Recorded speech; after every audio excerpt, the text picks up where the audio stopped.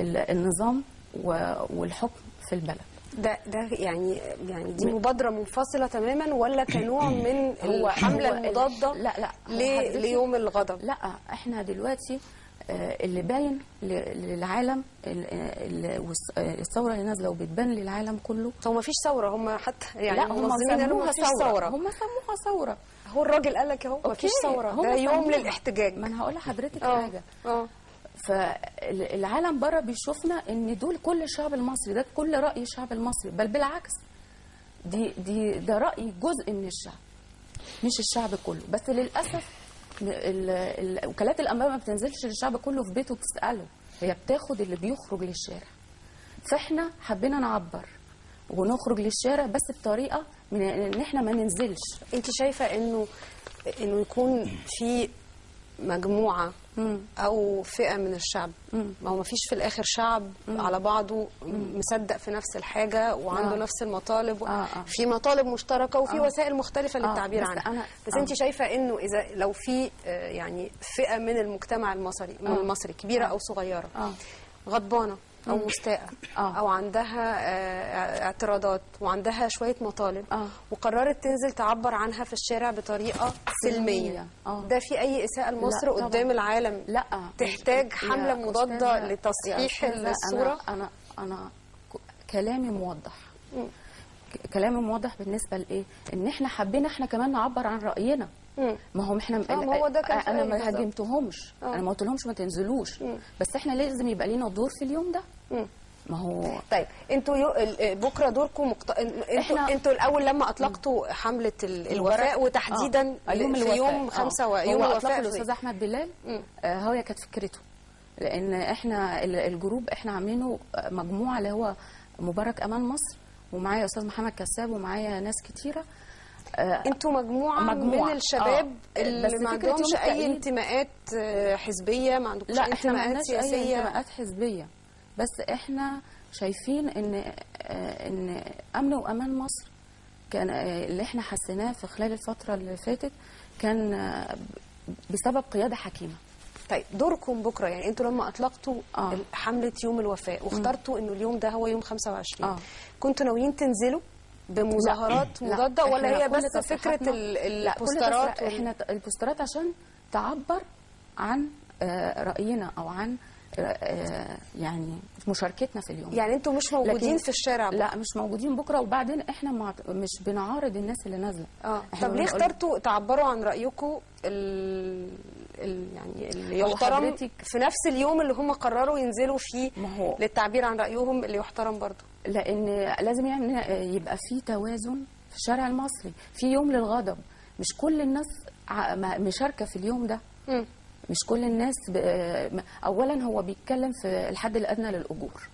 اوكي، احنا دلوقتي كدوله علشان ننفذ حكم قضائي من 400 جنيه نرفعها ل 1200 جنيه، طب ما احنا عندنا موازنه عامه، لما نرفع الاجور مره واحده، وده الحد الادنى، ده في بقى الحد الاقصى هيبقى اكتر من كده مرتبات.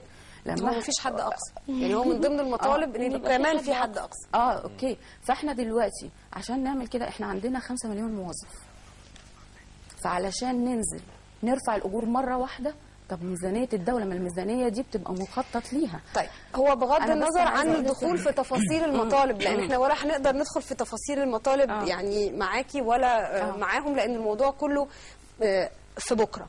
فبكره انتوا ما انتوش نازلين، انتوا موجودين من خلال مش نازلين، احنا بس عبرنا بصوره يعني حضاريه وصوره بسيطه ان احنا مؤيدين للسيد الرئيس.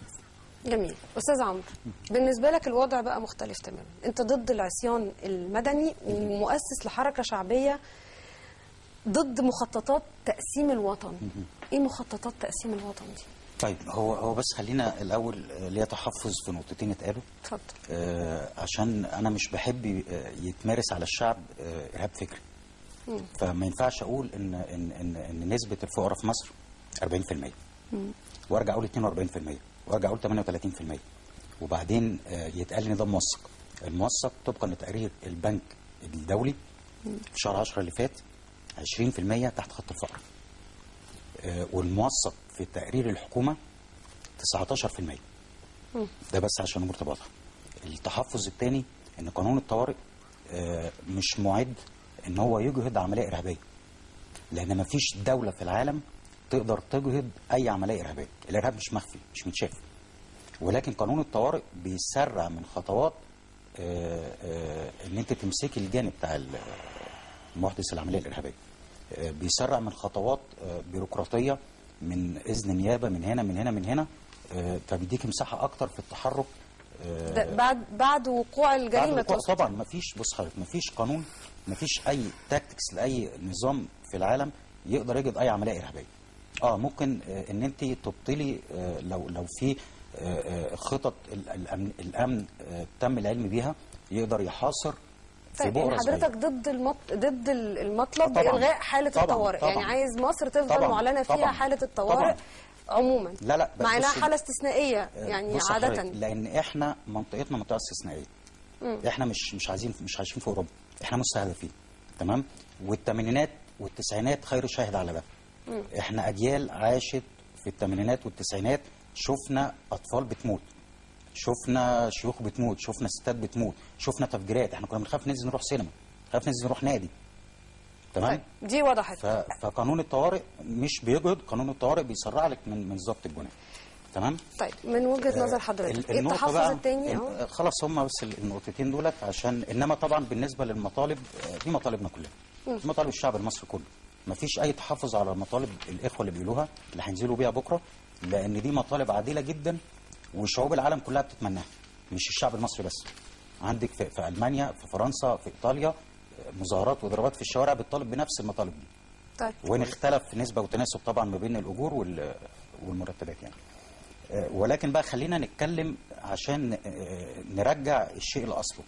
هو نزول بكره للمطالب ولا نزول بكره ان احنا بنقلد ثوره تونس؟ اللي احنا شايفينه وكل المراسلات اللي بتتم على الانترنت للنشطاء السياسيين اللي هينزلوا بكره بيقولوا انها ثوره زي تونس. وين بقى، مع احترامي الكامل طبعا للضيف اللي معانا اللي بيقول ما هي الثوره، احنا قدام حقيقه واقع دلوقتي ان في مطالب لثوره شعبيه تتقام بكره، وفي مراسلات بتتم من امريكا بفيديوهات بتتحمل على الانترنت بتقول لهم يعملوا ايه في سبيل ان احنا بنوصل. لا ما ينفعش حضرتك تقول كده وتسكت، يعني لازم تقول لنا الفيديو ده عباره عن ده ايه، موجود الفيديو ده الفيديو ده جاي من العقيد عمر عفيفي. العقيد عمر عفيفي هو كان ضابط امن مركزي في مصر وهرب بره مصر، وكان اصدر 23 كتاب عن وزاره الداخليه اثناء خدمته، بيتمجد في وزاره الداخليه والخدمات اللي بتقدمها للشعب. بعد ما خرج عمل كتاب سماه عشان ما تضربش على قفاك، وهاجم فيه الداخليه والتعذيب بتاع الداخليه. شوف التناقض ده يعني. ايه علاقته ببكره؟ ما انا جاي لحضرتك اهو.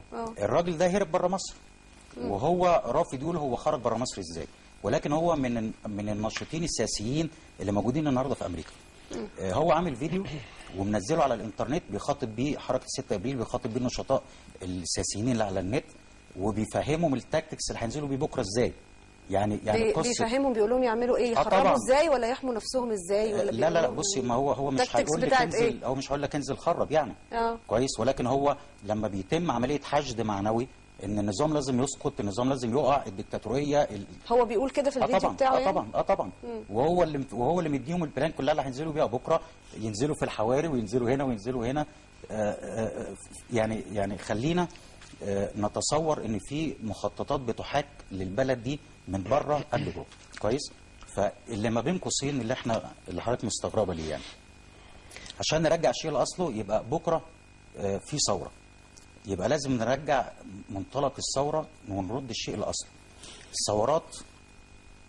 الثورات يعني خلينا ناخد الفريم بتاع الثورات ونتعلم من التاريخ، من الماضي.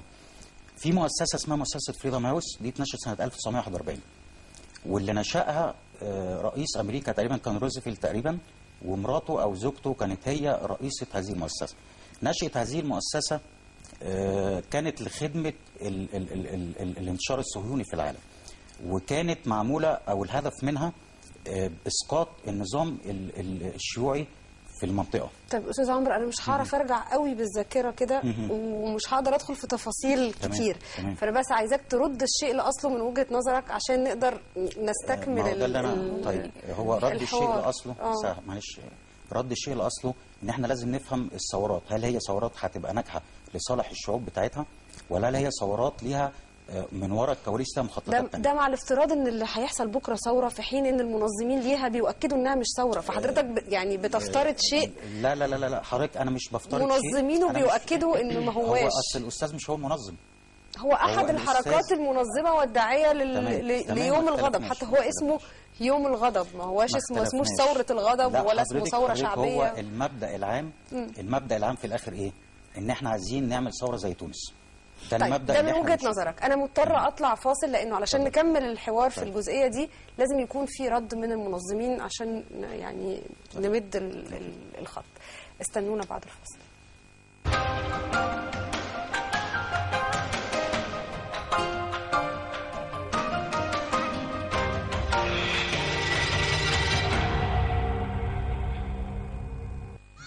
الزعيق حرق الدم على الفاضي.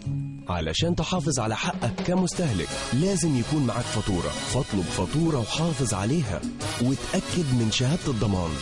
الحملة القومية لحماية المستهلك، ليك حق. البداية مع مقال نشرته صحيفة فاينانشال تايمز بعنوان على أمريكا أن تمنح أسانج مؤسس موقع ويكيليكس وسام القلق. بينتاب وزارة الدفاع الأمريكية البنتاغون 52 مليار معونات والأفغان ما زالوا جياع. الملف الفلسطيني فرض نفسه على صحيفة كريستيان ساينز مونيتور. كشفت صحيفة إكسبريس البريطانية أن خلية نائمة تضم 20 جاسوسة روسية حسناء. امرأة محجبة تنتصر على الشرطة الفرنسية. إعلان 8 من حركات التمرد في دارفور تشكيل ائتلاف جديد من أجل المشاركة